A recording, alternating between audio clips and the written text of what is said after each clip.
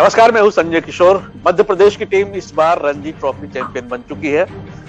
मुंबई को फाइनल में मध्य प्रदेश ने हराया और इस जीत में सबसे बड़ी भूमिका निभाई है टीम के करिश्माई कोच चंद्रकांत पंडित ने। चंद्रकांत पंडित सर, एनडीटीवी पर आपका स्वागत है। सबसे पहले बहुत बहुत बधाई आपको और पूरी टीम को। धन्यवाद। तो मैं ये कहूंगा कि पूरे मध्य प्रदेश के जो क्रिकेट प्रेमी हैं, जो क्रिकेट जानते हैं, जो फॉर्मर क्रिकेटर्स है, जो करंट क्रिकेटर्स है और लोगों का जो प्यार है, उनको सबको मैं बधाई देता हूं। सर, 1998-99 में आप कप्तान थे। मध्य प्रदेश की टीम फाइनल में थी, कर्नाटक से हार गई थी। उसी ग्राउंड पर आपने बतौर कोच अपनी टीम को चैंपियन बनाया, तो ये अनुभूति कैसी रही? नहीं, ये मेरे ख्याल से ये भगवान का कुछ एक देन है हमारे ऊपर। मेरे ख्याल से अभी अभी मेरी बात हुई थी, अब हरविंदर सोढी जो हमारे उस मैच के दौरान वो हमारे सदस्य थे, क्रिकेट के सदस्य थे। और नॉकआउट के फेज में जब हम जा रहे थे तो होलकर स्टेडियम में मेरी मुलाकात श्री संजय जगदाले सर के साथ हुई थी। हम दोनों वो चाय पी रहे थे, मैं कॉफी पी रहे थे और हम निकलने के टाइम उन्होंने कहा मुझे कि ऑल द बेस्ट चंदू। लेकिन याद है हम लोग उस मैच में जो कर्नाटक के सामने हम जब खेले तो उस ग्राउंड पे उसकी यादगार हमें बहुत आती है और किस तरह से वो मैच हो गई। तो मैंने जाते जाते ऐसे ही बोला कि सर, आपके ब्लेसिंग्स हमारे साथ रहनी चाहिए, लेकिन मैं ये समझता हूँ शायद ये हो सकता है कि भगवान ने हमको यहाँ बुलाया है, जो उसी स्टेडियम में जिस मैच में हमारे से जो ट्रॉफी निकल गई थी या कर्नाटक ने हमारे से छीन के ले ली थी, वही ट्रॉफी को शायद भगवान देना चाहता है। तो इस पॉजिटिव थॉट के साथ मैं वहां से निकला था। तो ऑब्वियसली अगर हम कहते हैं कि उस मैच की यादगार अगर मुझे रहेगी तो मैं उस चीज में बहुत इमोशनल होता हूँ कि इतने सालों से वो चीज मेरे दिमाग में, मेरे दिल में रह चुकी थी। क्योंकि जो चीज मध्य प्रदेश के लिए करना चाह रहा था या एज अ टीम का कप्तान, और मैं कर नहीं पाया, तो उसका हमेशा बुरा लग रहा था। सर, फाइनल के दिन मैंने सुना है कि पढ़ा है कि आप 2:30 बजे ही उठ गए थे सुबह और मैच के बाद काफी इमोशनल नजर आए थे।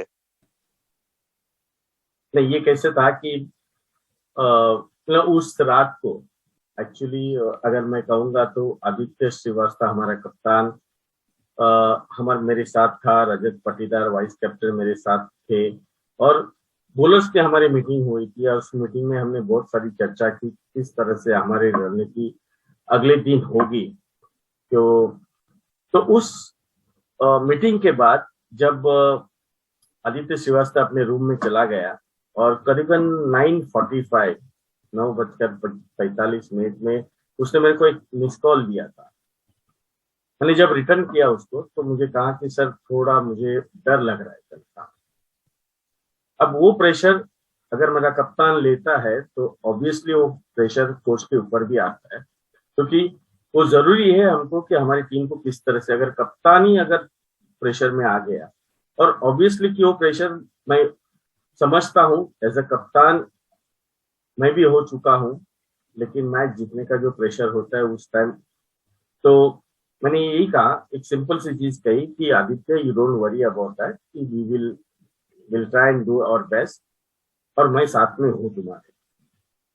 तो वो प्रेशर मुझे आया, शायद हो सकता है उस प्रेशर के कारण और जीतने के कारण। वैसे भी बहुत बार मैं 3 बजे 4 बजे उठता हूँ, बट इस टाइम मुझे पता नहीं चला कि मैं 2:36 में मैं उठा था। मैं जस्ट घड़ी देखी और मैं बोला कि ये क्या हो गया। तो वो प्रेशर में मेरे ख्याल से वो चीज हुई है। सर, आप करिश्माई कोच हैं, बिल्कुल जिस टीम को छूते हैं सोना बन जाता है। 2020 में ही आपने कमान संभाली थी मध्य प्रदेश की और मैंने सुना था कि आपने सबसे पहले तो इंटरव्यू लिया सारे खिलाड़ियों को और कई खिलाड़ियों का बैटिंग क्रम भी आपने बदला, बॉलिंग क्रम भी बदला। सर, कैसे होता है कि एज अ कोच का जो एक जॉब होता है वो जॉब मैं निभाना चाहता हूँ और उसमें कोई बहुत सारे पैरामीटर्स होते हैं, बहुत सारी चीजें होती है कि जिससे आप एक कैरेक्टर को जानना चाहते हैं, आप एक कैरेक्टर को पहचानना चाहते हैं, और वो क्या चाहता है और हम क्या चाहते हैं, जो टीम के डिमांड्स क्या होते हैं। उस दौरान मैं हमेशा प्लेयर के साथ बहुत ज्यादा समय गुजारता हूँ या ज्यादा समय में स्पेंड करता हूँ, और यही काम एक कोच का होता है। तो अगर हम देखते हैं तो टीम को बनाने के पीछे इंडिविजुअल प्लेयर्स की भी जरूरत होती है, लेकिन उसके साथ साथ टीम एज ए यूनिट कैसे खेलती है इसके बारे में सोचना बहुत जरूरी होता है। तो ये चीज को मैं हमेशा एक इम्पोर्टेंट फैक्टर समझता हूँ। हर कोच, हर मैनेजर बोलो या हर कप्तान बोलो, ये हमेशा जीतने के लिए कुछ प्रयास करते रहते हैं। तो उसी तरह से मेरा भी प्रयास उसी तरह से रहा है। मीटिंग करते हैं, इंडिविजुअल प्लेयर के साथ बात करते हैं, और वो वहाँ कहाँ कंफर्टेबल होते हैं। लेकिन अगर मध्य प्रदेश की पहले की अगर मैं हिस्ट्री देखूंगा या मैं बात करना चाहूंगा, तो इंडिविजुअल प्लेयर्स किस तरह से उस उनके रणनीति में गुजरे हैं, और उनको कहाँ हिंडरेंस जो कहते हैं, या उनको जहाँ कॉन्फिडेंस लेवल उनको तो बढ़ाना है। आपने वेंकटेश अय्यर और यश दुबे को ओपनिंग के लिए कैसे तैयार कर लिया? अब वेंकटेश की बात होती है तो मेरे ख्याल से मैं जब पहली बार मध्य प्रदेश का जब हम प्रैक्टिस मैचेस खेल रहे थे, तब मैंने ये देखा कि वेंकटेश ये हमेशा 6 नंबर में बैटिंग करता था, और हमेशा हर एक प्लेयर को मैंने पूछा था कि आप कौन से बैटिंग ऑर्डर में बैटिंग करते हैं। तो इंडिविजुअल प्लेयर्स ने अपने अपने जो चीजें थी उन्होंने मुझे बताया था, उसके ऊपर मैं सोचने की कोशिश की। लेकिन जब प्रैक्टिस मैच हम छत्तीसगढ़ के सामने खेलने शुरू किया, जो हमारा प्रिपरेशन था एक वनडे टूर्नामेंट के पहले बीसीसीआई के, वहां मैंने देखा कि 2 या 3 मैच खेलने के बाद वेंकटेश अय्यर 6 नंबर पे खेल के अगर वो लास्ट 3 और 4 ओवर्स खेलता है और वो 35 और 25 नॉट आउट रहते हैं, तो मैंने बोला कि इसकी एबिलिटी जो इतनी अच्छी है तो उसको क्यों नहीं हम यूज करते। तो उस तरह से हमने सोचा, और मैंने वेंकटेश से भी बात किया। ऑब्वियसली उसका क्वेश्चन ये था कि सर मैंने कभी ओपन किया नहीं, लेकिन अगर कुछ होता है तो आप मुझे, हो सकता है कि आप मुझे ड्रॉप भी कर सकते हैं अगर मेरा परफॉर्मेंस नहीं होता। तो उसकी गारंटी मैंने उसको दी थी कि जब तक मैं हूँ तो ये चीज नहीं होगी।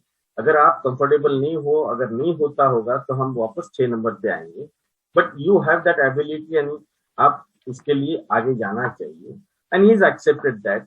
नंबर 2, अगर हम कमिंग बैक टू यश दुबे, हमारे लिए अगर हमारी हिस्ट्री में अगर मध्य प्रदेश के देखेंगे तो हम हमेशा थोड़ा सा ओपनिंग स्लॉट में स्ट्रगल कर रहे थे।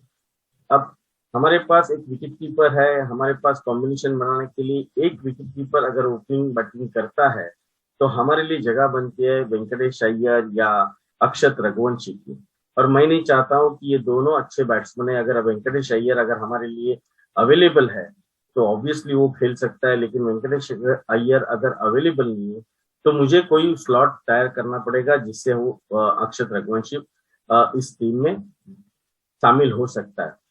तो उस चक्कर में मैंने ये सोचा कि क्यों ने यश दुबे अगर ओपन करता है तो यश दुबे भी खेल सकता है, वेंकटेश अय्यर भी खेल सकता है, और अक्षत रघुवंशी भी खेल सकता है। तो इस दौरान जब मैंने बात की तो यश दुबे ने मुझे कहा कि सर आप कहते हैं तो मैं जरूर करूंगा। मैंने कभी ओपन किया नहीं, लेकिन मैं 3 नंबर और 4 नंबर खेल सकता हूँ या 6 नंबर भी खेल सकता हूँ।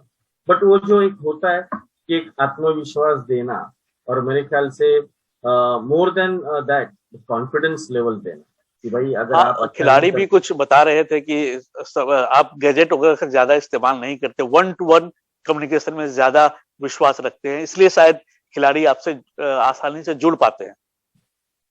हाँ, ये बहुत इम्पोर्टेंट होता है, बिकॉज जो डिस्टेंस जो हम बनाते हैं कोच और प्लेयर्स के बीच में, उसको अगर नजदीक लेके आते हैं तो अपनी जो चीजें होती है तो वो कहीं भी कोई संकोच नहीं लेते हैं प्लेयर।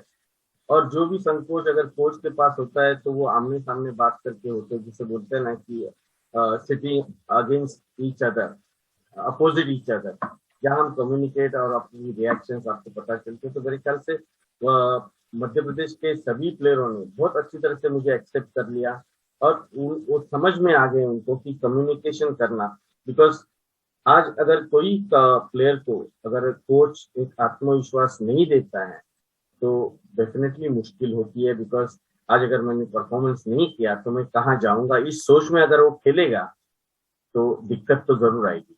बिल्कुल सर, आपका जो रिकॉर्ड है बतौर कोच बहुत ही शानदार है। जैसा कि मैंने पहले बताया कि मिडास टच है। शायद आपने मुंबई को 2003-4 में, 2004-5 में और 2015-16 में चैंपियन बनाया। राजस्थान के आप डायरेक्टर से जब 2011-12 में टीम चैंपियन बनी थी, उसके बाद विदर्भ को आपने 2017-18, 2018-19 में चैंपियन बनाया। तो क्या कामयाबी का राज अगर मैं पूछूं आपसे तो क्या बताएंगे आप?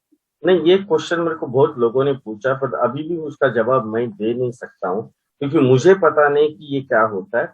मैं अपने प्रोसेस के ऊपर काम करता हूँ, कोशिश करता हूँ कि जो मिशन है हर टीम के लिए, बिकॉज हर टीम जीतने के लिए खेलती है और हर प्लेयर के अंदर वो जीतने की एक उम्मीद रहती है, तो उसको किस तरह से आगे बढ़ाना है, उनका मेंटल लेवल कैसे आगे लेके जाना है। जो भी मैंने सीखा हूँ मेरे क्रिकेट जीवन में, मेरे प्लेइंग डेज में, मेरे पास मेरे स्वर्गीय रमाकांत आचरेकर जी थे। उन्होंने जो बहुत सारी चीजें हमारे से करवा के ली थी, वही चीज मैं, वही मेथड मैं यूज करना चाहता हूँ। और मेरे साथ जो स्वर्गीय अशोक मंकड़ जी थे, जिनके साथ मेरे को मौका मिला 19 साल में खेलने का, और जिन्होंने मेरे को कप्तानसी कैसी करनी है, कोचिंग कैसी करनी है, स्ट्रैटेजी प्लानिंग कैसी करनी है, इस बारे में मेरे को उनसे बहुत सारी जानकारी मिली और नॉलेज मिला। तो उस मेथड को मैं यूज करता हूँ। मुझे इतना ही पता है कि कोई भी प्लेयर, कोई भी कोच, ये अपने क्रिकेट के ऊपर नहीं होता है। और मेरे ख्याल से जो रणजी प्लेयर हैं, ये जो डोमेस्टिक प्लेयर हैं, उनको कोच करना ज्यादा मुश्किल है बनस्पत जो इंटरनेशनल प्लेयर है, क्योंकि वो पहले से मैच्योर रहते हैं। तो आप क्या मानते हैं, आपकी क्या राय है इस पे? नहीं, ये बात सही है, मैच्योरिटी लेवल एक डिफरेंट होती है, क्योंकि जब आप एक अच्छे स्तर पर खेलते हो तो उनके पास मैच्योरिटी ज्यादा आती है, और जैसे जैसे आप खेलते जाते हो तो आपका एक अनुभव भी बढ़ता है। अब क्या होता है कि कई टीमों के अंदर अगर आप बंबई कहेंगे तो उनके पास इस तरह की मैच्योरिटी है कि उनको ये पता है कि हम खेलते हैं तो जीतने के लिए खेलते हैं। कोई टीम ऐसी होती है कि हमारा एक सेटिस्फेक्शन लेवल एक लेवल पे होता है, बट उनकी जो क्या बोलते हैं ना, कॉन्फिडेंस लेवल ऊपर लाने के लिए और मेंटल स्टेटस, क्योंकि वो हम भी कुछ कम नहीं और हम भी कुछ कर सकते हैं, इस तरह का एक एटीट्यूड डेवलप करना, इसके पीछे मैं लगता हूँ। तो मुझे पता नहीं कि किस तरह से ये चीजें हो रही है। सभी लोग बोल रहे हैं कि आपने जैसे कहा कि मिडास टच है, मुझे पता नहीं।